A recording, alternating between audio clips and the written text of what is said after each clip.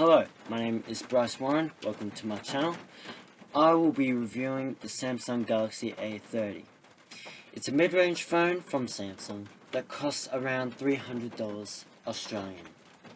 Now, I know it's been out for about a year now, but I decided to do a review.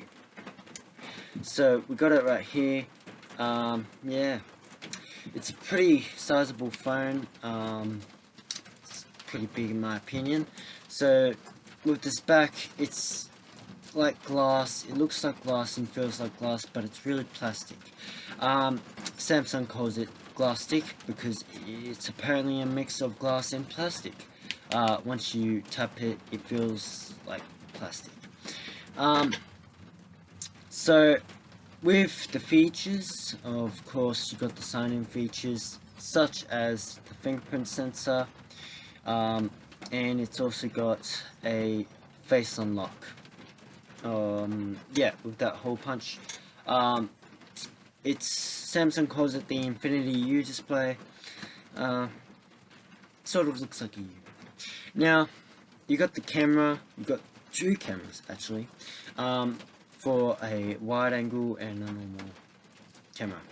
Now, I don't really know about the specifications around the camera quality. But, yeah, figure out yourself.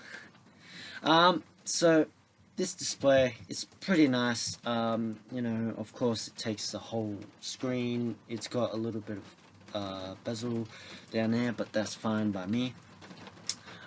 It's a pretty bright phone. You know, the colors pop out, and yes, I'm sorry about the camera quality. It's not really good with a school computer, obviously. Now, with the camera, I'm not really sure about the resolution, but I'll try and show it here. So this is the rear camera. I reckon it looks pretty good, even though it's on video. But anyway, so obviously this is, yeah. So yeah, with the camera, you got the ultra wide.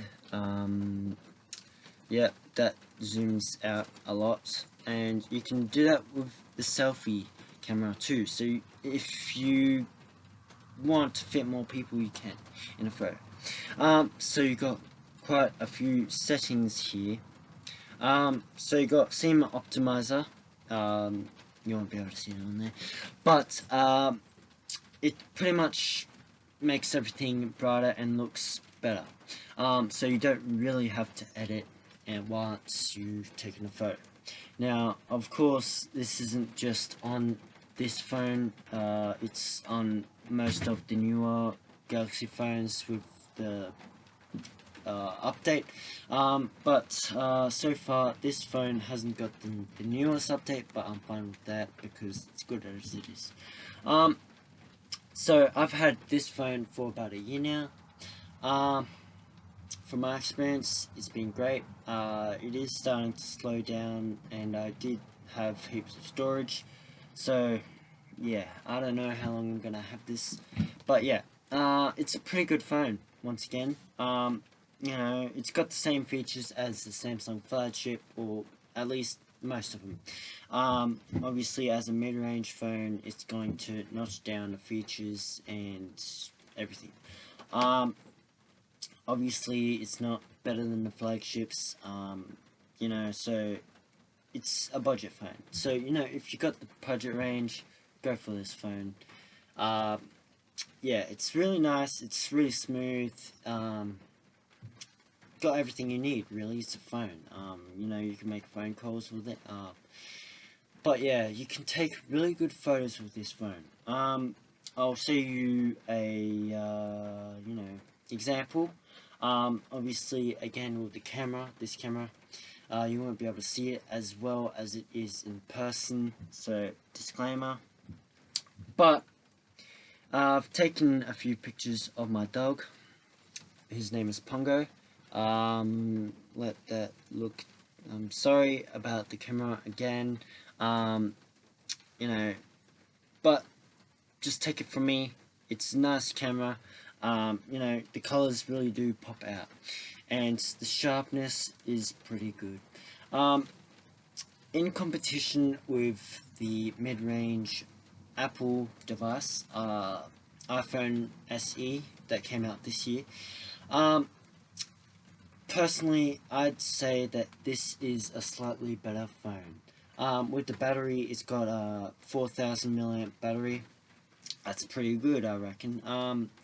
So yeah, Apple has a lower battery, or worse if you say. I haven't really tested out the cameras. I don't have the phone, but yeah, I'd say that this is a pretty good competitor to the iPhone SE 2020. So you know, even though it does has a headphone jack, surprising, and USB port, USB-C, sorry, and a speaker. You know, I got the Galaxy Buds. They're pretty good. They cost around $200. I might do a review on them later, but I've lost one piece because of my dog. But yeah, I'd say that these Galaxy Buds are pretty good. The Galaxy Buds Plus are better though.